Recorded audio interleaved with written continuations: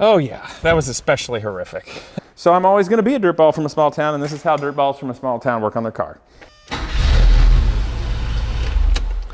Fixed.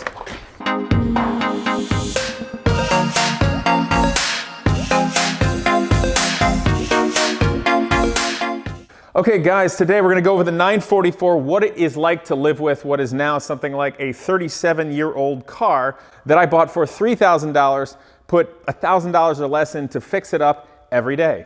So really the thing you gotta realize for everybody thinking of doing that, this is effectively a vintage car. But it's modern in every effective way that's necessary, and it's also easy to work on, so it's easy to keep going. So your creature comforts like a new car aren't gonna be there entirely the same way, but it's a great car. So I'm gonna pop this open, let's take a look. This is the first time really I have looked in this since I have been driving it. It sat out in my driveway, it's been rained on, I've relied on it. And the first thing I noticed, everything looks clean and nice. Our work we did looks great. With regard to this area, you get the water coming off the windshield and it'll collect in here. In the winter, it'll freeze, it's not real pleasant, and it potentially is gonna lead to rot. So I made sure that the gutters or the drain spots were free, and when I park the car, and it's gonna be outside, I park it so the nose is slightly down and it'll drain. So no problems there. Battery looks great, everything looks great. I see nothing leaking, everything looks fresh and new and nice. Let's go over here, see if that oil leak has come back at all. This was the cam housing. You guys probably recall that we replaced the gasket. I got a little bit of a residue. I wonder what that could be from. But that could be something left over from before. But the leak is gone. There's nothing new happening. And I'm really pleased with it. The engine is quiet, it's nice. There's no ugly noises. It doesn't overheat in any way. And the oil pressure is great. So I'll tell you what, you guys got to hear how horrible the starter is. I hate doing this. You're going to have to hear it though. So let's see, why don't you come on over here and you'll just be able to hear it. I'm going to move my mic and kind of lower it so you can hear the horror show. All right, here we go. I'm going to hold this down under the car when I go to start it, and hopefully that will let you guys know what's up here.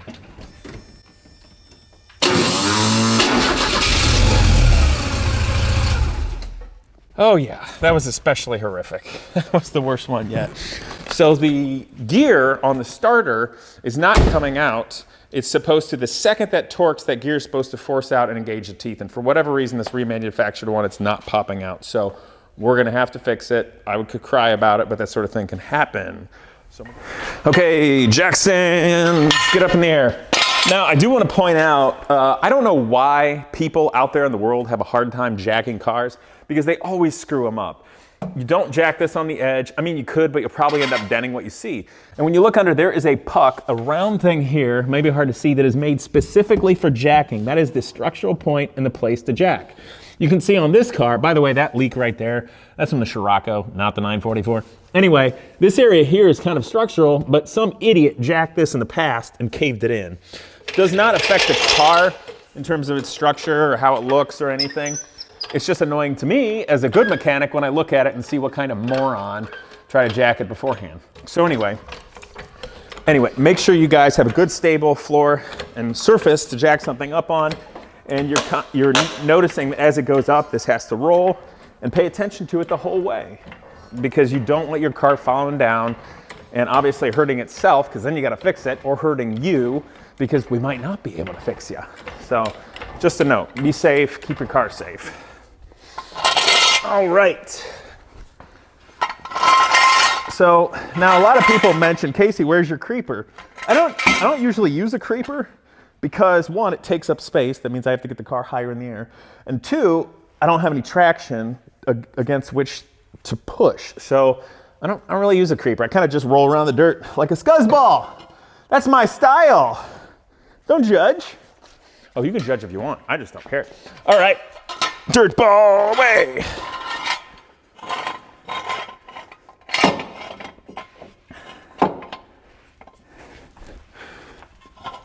And then obviously with your jack stands, you got to make sure that they have a great stable platform and position to do what you need to do. And when in doubt, have your jack nice and snug too, and make sure that you have multiple points so that there's no reasonable way that the car could come down and harm you. So I think this is set up. Now, I'm gonna have to, one, disconnect the battery. That is first and foremost important. I don't think I actually snugged this up the whole way. I kind of just doing a muscly mechanic trick where you jam it on the taper. That way I can take it off easier. So, but fortunately this car does not really leak any energy. I haven't found any drains on it, so that's a really big plus. It's always a drag when you get a car that has a battery drain somewhere. All right, so if I'm not mistaken, I think those are 19 millimeter bolts that hold it in.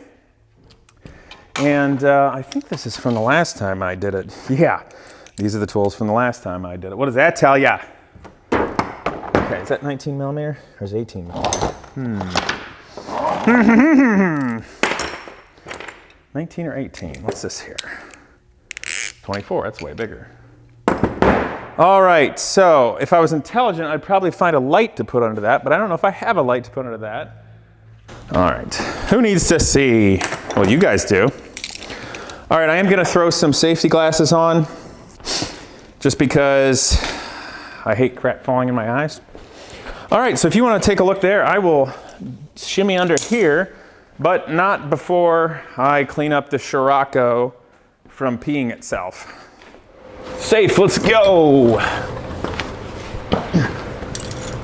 All right, so the battery is disconnected. And this is a good opportunity to be a little obsessive compulsive, because if the battery is not disconnected and you do this, it's gonna ruin your day. So I did a really quick test shorting across the solenoid here, which is the trick. If you've ever seen old timers take a wrench or something and stick it on top of a starter or solenoid to start the car with no key, or if your solenoid isn't working properly, or the electrical, you can stick a wrench and short them there, and then that will directly engage power from the battery to the starter. So I just tapped it just barely, just to ensure that it's okay. I'm not saying that's the proper way to do it, but that's the way Casey just did it. But with the battery and disconnecting it, it's the same as locking a door. You have to consciously remember that you did it and very deliberately make sure that you do those safety things. Okay, so I've disconnected the main power there, and now I'm using a wrench to disconnect the nut that holds on the signal wire, basically from your key switch when you put the power to it to tell it to go on. All right, I'm gonna get another wrench. All right, let's go. I'll keep doing my dad talk while I get another wrench. So you got to keep in mind that while this car, frankly, is easy to work on, it is, especially by today's standards, and especially for me, having done so many over-the-top, absurd, masochistic nightmares of car builds in my past, it doesn't mean that this isn't still sophisticated and can be a pain in the butt for a new mechanic or a young person who maybe doesn't have all the tools and experience. Or possibly, and to be honest, any kind of monetary cushion. So I want you all to keep that in mind, that just because I might be able to be reasonably successful, okay, that's right, I borrowed this one. Just because I might be able to be reasonably successful at this, I have the fallback of a shop, a space, and another car to drive. So keep that in mind. This is totally daily drivable. It's a great car. I've been driving it. I've been enjoying it. And it shifts great and it's fun. But just remember that. So hopefully you have a supportive environment of people around you if you choose to get one of these as your only car. So let's hop back into here and get that starter. Here we go. Okay. So 2 19 millimeter bolts. I did notice that when the car is warm and you go to restart it, the thing will engage properly, so it's sticking when it's cold.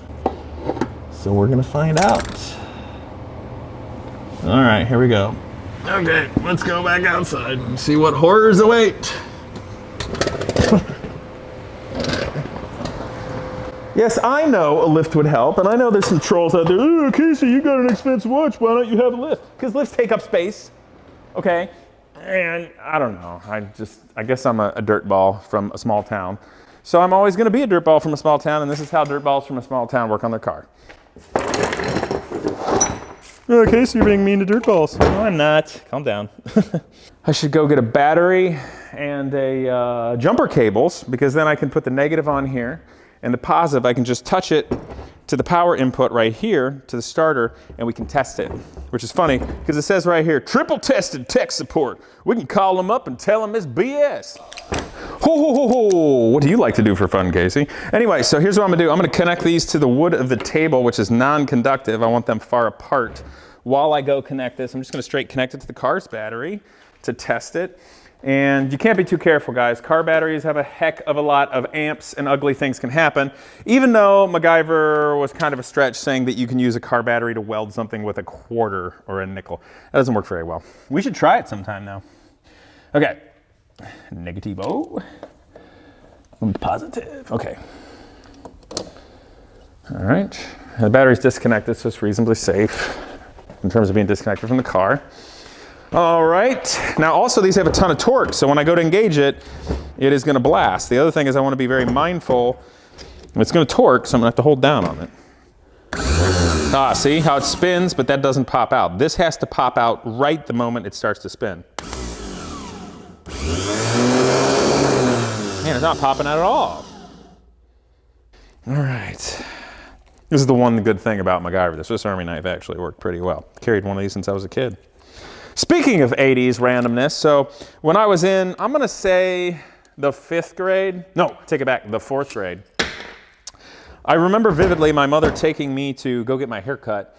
I'm pretty sure at the mall, and the hair salon in the back of J.C. Penney's, because it was the 80s. And she said, how do you want your hair done? I'm like, well, you can cut the front, but I want it long in the back, like MacGyver. And that's what we did in the 80s as kids. I really should not have to be working on this. This is total garbage to the place that remanufactured it. This thing does not work properly whatsoever. This is an example, you guys, of why the trades are important. And I have a lot of respect for people who work with their hands. This is also why I want to say for everybody out there, whether you have a 4-year college degree or a white-collar job, it's very important to instill value of working with your hands and fixing things and not just throwing away in like normal consumer culture, because this is something I can fix faster than I can get on the phone and talk to idiots with and then order something and have it down. So there is value for this, even if you find that your best value in life is connecting with a team or leading a team or doing something. There's still always going to be great value to working with your hands. Now, so if we look at this, you guys can see how this shaft is cut. So how this is to work is, when this thing spins, this rotor in here spins in this direction.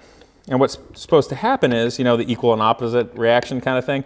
When that thing torques and spins, this thing goes wha-bam, and it's supposed to come right out here, snap right out just like that. In a manner of speaking, this is exactly how, if you're on a hill with a bicycle and gravity's pulling you down, you're going to go this direction. And it's exactly the same way if you're in a sailboat and the wind's blowing from the side or it's blowing at you, the sail creates an airfoil, but the ship's pointing that way and it drives the ship forward. Same kind of thing. But it's not working for some reason because something is stopping this from spinning. It's lubricated well, so that shouldn't be. But I have a feeling the fault is lying with this. Why is it doing that? So the solenoid here is the signal wire goes to here and provides 12 volts from your key switch. And then these magnetic fields engage, which is supposed to connect the terminals to put power from the battery directly to this to power the fields to make it spin. But it's also got this in it. And this goes down into a little doodad, and something's telling me this thing is not, maybe the return, maybe it wasn't assembled correctly or something. So we're going to test the solenoid here, and we're going to see if that moves. Because I'm wondering if that's the problem, right? That's your problem right there!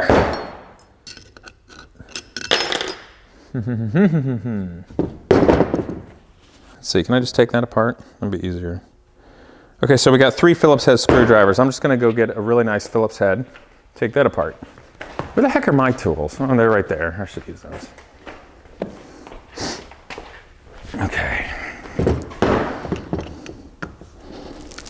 At least they come out nice because it's new.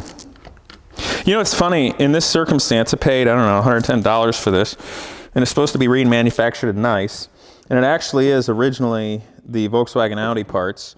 So you'd think it would be in good shape and been tested by professionals and all. Clearly it's not. And it's disappointing because I could have potentially just rebuilt the one I had. So, you know, this is a disappointing aspect of the automotive culture.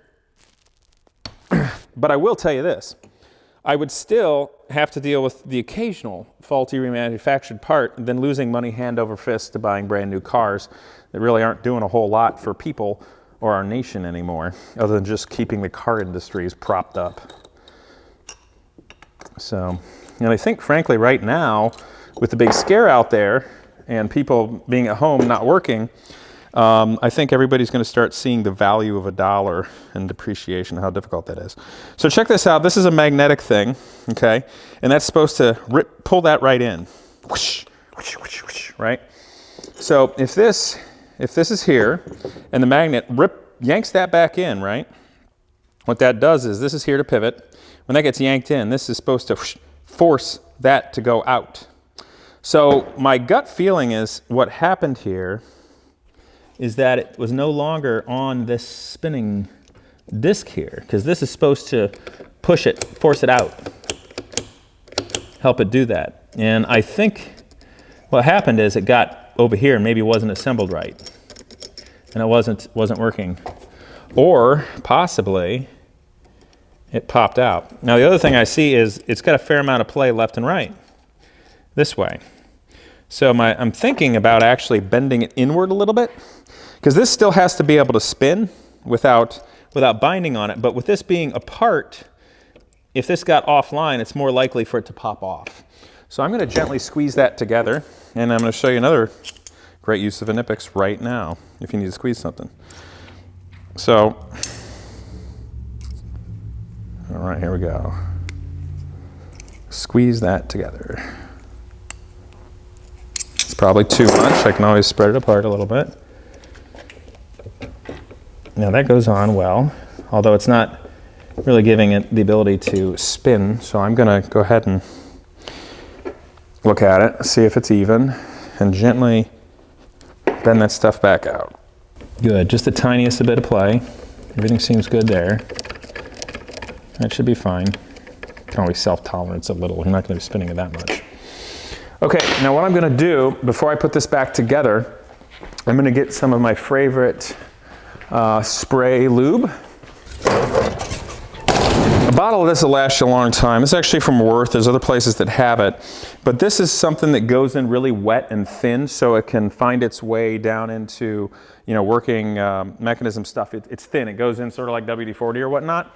But in a moment or two, what happens is it starts to quickly coagulate and basically turn into a really nice high-pressure grease sort of a thing. So I really like this product because it does just a superb job of doing what you couldn't do unless you took something apart.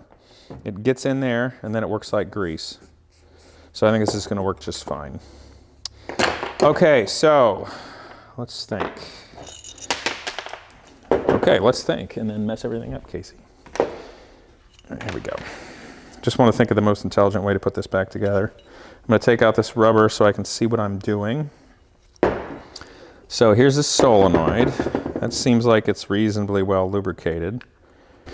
So the reason why, guys, I'm pretty good at fixing things like this, there is no school that's going to make you good at this. None. Doesn't exist. Okay? The reason I'm good at this is since I was a kid, I break things. You break a toy, you have to fix it, right? You break your bicycle, you have to fix it. You got something junky or a hand-me-down, you want to make it better. You got to fix it. Plus, it was always fun to take doorknobs apart when you're a little kid to mess with your parents. Anyway, you know, and that's what it was. It stems from necessity. If you have a will and an interest and a desire to have better things or fix something, or if you break it, you have to fix it. So I've been learning how things work, how materials work, what I can get away with tools. I've been breaking things and fixing things since I was a little kid. So never downplay, you know, for yourself or for friends, or hopefully if you're a parent to a young person, the importance of things like model cars and slot cars, bicycles, building a dollhouse for a young woman, anything. Never underestimate the value of that, because those are lessons that will serve you well for the rest of your lifetime. Okay, so what I'm going to do, if you look down in there, you remember the metal plunger that's a magnet that gets jammed inside. So this thing is It's the same on both sides, it's symmetrical. So I'm just gonna put that down in place and that make sure it's properly in that slot. What I'm gonna do is I'm not gonna put in the pivot point yet because I want this to be able to move a lot so that I can put this back in okay. And the lubrication works really spectacular, feels super free and nice. I'm gonna really go to town with this here. Come on, don't be difficult. Yes, let's work this out. Let's be friends. Okay, here we go. Come on. Okay, so there's that. This is a little tricky, isn't it? You know, I remember when I was growing up in Tiffin, Ohio, there was a place called, was it CarQuest? I think it was bought out by CarQuest. I don't remember what it was called before. But, you know, they had guys at the auto parts store in the back. I think his name was Bill. And Bill would rebuild starters and alternators and fields, and nice guy. Learned stuff from him when I was a kid, you know, when we were working at the family business on tractors and stuff. Oh, screwed that up.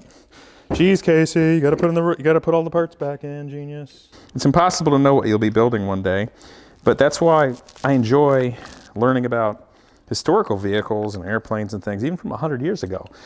Because frankly, the people that designed airplanes and cars in the 19-teens and 20s and 30s were brilliant, absolutely insanely brilliant. Most of the inventions that we use today were all thought of back then, including jet engines, but they just didn't necessarily have the material science or the computer science to be able to create it. So there is a lot you can learn from the past, guys. I'm not even kidding. I'm not trying to sound like a boring dad or a history teacher or something. I'm just straight up giving you a tip. Didn't work. It's not working. That's fascinating. It does not pop out. The field here is the solenoid that engages the power. God, I'm so stupid. There's gonna be older timers yelling at me right now. I get it. I wasn't thinking. So I was putting power directly to this that'll spin this. And if it pops out, it's because it's doing it from torque. But when you apply power to the solenoid, which connects these two things to put power to it, it also applies the magnetic field to here to pull this plunger and jam that thing out. So there's the problem. That's what wasn't happening. And keep in mind, guys, I'm a real person, okay? I can't tell you the last time I worked on a starter. And if it was the last time I worked on a starter, it was probably the winter of 2004. So that's like 16 years ago. You gotta give me a second sometimes. I'm gonna feel pretty good that it'll work just fine. We'll put it back together, and I would be shocked if that didn't work. So let's see how this goes. Here we go. So I'm gonna very carefully just try to test the solenoid here and see if that jams out. Bang, bang, bang, look at that. Working beautifully. So I think, guys, this thing's problem was the little fork in there, the shifter fork. Works exactly the same as a shifter fork in a transmission.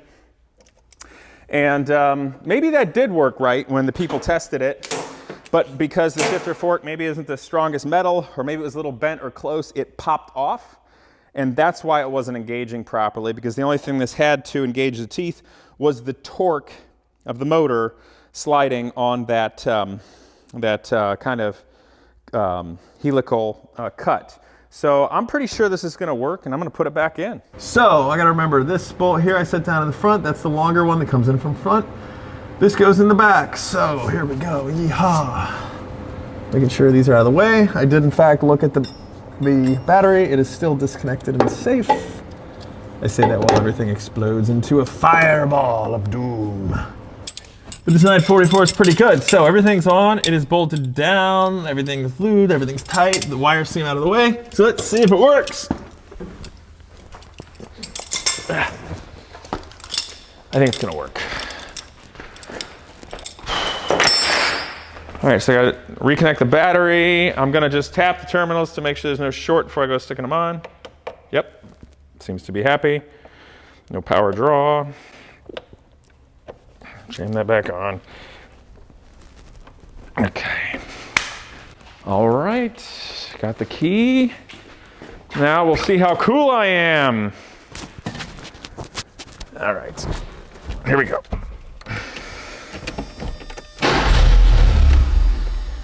That worked, do it again. Worked, one more time.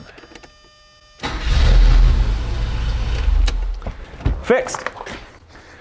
So even though I was kind of stupid and didn't realize I wasn't putting power to the fields to make that solenoid actuate the thing to push it out, I was able to fix it.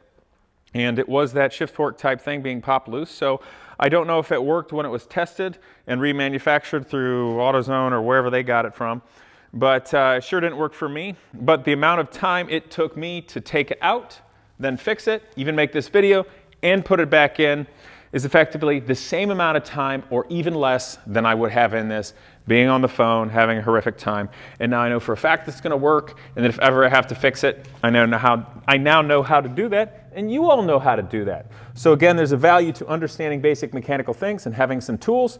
In a future video, I'm going to do the basic tools a young person needs. So I hope you guys have enjoyed this. I'm going to go take this for a drive and make another video on what it's like to live with. I hope, naturally, you guys will subscribe. Click that bell so YouTube will actually show you notifications and wholesome content instead of just sensational garbage. And naturally, share this. Please comment below and let's chat it up. I'll see you guys next time. There are many tools, tricks, and products that help me do all these automotive adventures. And one of them is ceramic coating by Avalon King.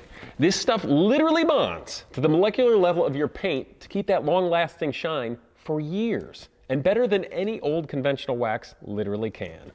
Nobody actually has time for wax on, wax off anymore. So give Avalon King a try. You can go down in the description, buy some. You're going to be glad you did.